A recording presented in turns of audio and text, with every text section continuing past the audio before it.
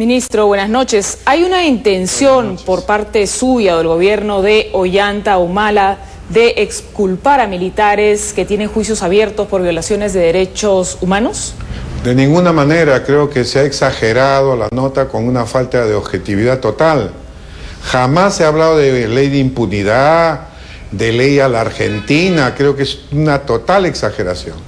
Acá lo que se había hablado era de que las responsabilidades deben ser individuales, que no se deben juzgar a todo un batallón por un delito que cometió una persona, que hay muchos oficiales que tienen juicios de 8 o 10 años, son juicios interminables que deterioran toda la carrera del oficial, grandes perjuicios a la familia y no se terminan nunca. Juicios que no se terminan nunca no son justos y de eso debe darse solución inmediata. Ha habido una total desinformación, falta de objetividad en la noticia. Creo que se ha exagerado esto a unas declaraciones que yo nunca he dado. Jamás se ha hablado de ley de impunidad. Señor ministro, disculpe Sí. que lo interrumpe. ¿De dónde nace toda esta versión que incluso hoy el diario La República puso en primera plana? Tengo entendido que ya rectificaron de cierta forma. Totalmente exagerado, porque justamente esto una entrevista que tuve con un representante de IDL, justamente su última pregunta me habla sobre el tema de las responsabilidades individuales. Y yo le hablo que es correcto lo que él dice, que las responsabilidades en violación de los derechos humanos deben individualizarse y no generalizarse. Y le puse como ejemplo lo que había pasado en Puno, que un soldado mató a un ciudadano en un conflicto social y ha sido enjuiciado todo el batallón, desde el comandante hasta el cocinero. Igualmente también hablé sobre otro caso de los Chavín de Huántar, que por la muerte de un terrorista, por declaraciones de un señor japonés, ¿no?, se había culpado a todos los elementos o los comandos de Chavín de Huántar, se la había enjuiciado.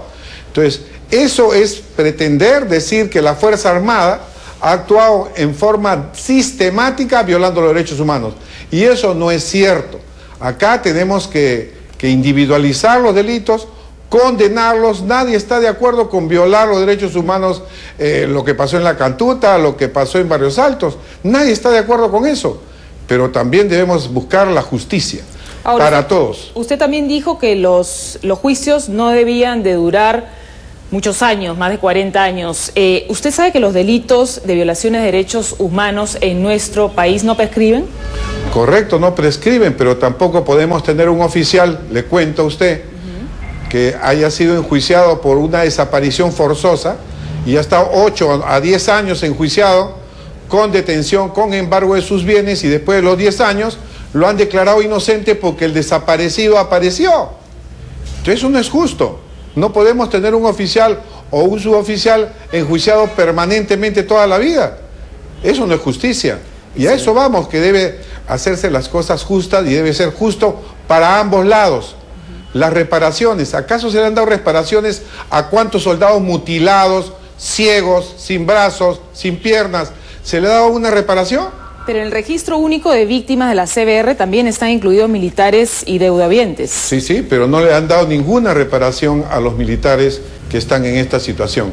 Y ese es el tema. Señor ministro, por otro lado, hoy algunos colegas suyos, liderados por el general Graham, han puesto en un periódico local un comunicado en el cual exhortan a Alan García y le reclaman duramente por el abandono en el que ha dejado a las Fuerzas Armadas en general, y es una lista en la que figuran oficiales y generales almirantes de todas las armas de suma importancia, como lo son el general Chiabre, el general Graham, en fin, un mar de oficiales, el almirante Montoya, en fin, una serie de pesos pesados dentro de las Fuerzas Armadas que hacen un reclamo durísimo contra la gestión de Alan García. ¿Cuál es su impresión? Bueno, estoy de acuerdo con lo que han mencionado en ese comunicado. Yo ahora me doy cuenta, por ejemplo, que nuestro presupuesto de defensa de este año, durante el gobierno de Alan García, en la etapa de enero a julio, prácticamente se le quitó a la Fuerza Armada 450 millones para aumentar con el decreto de urgencia número 20, aumentar el sueldo a policías y militares.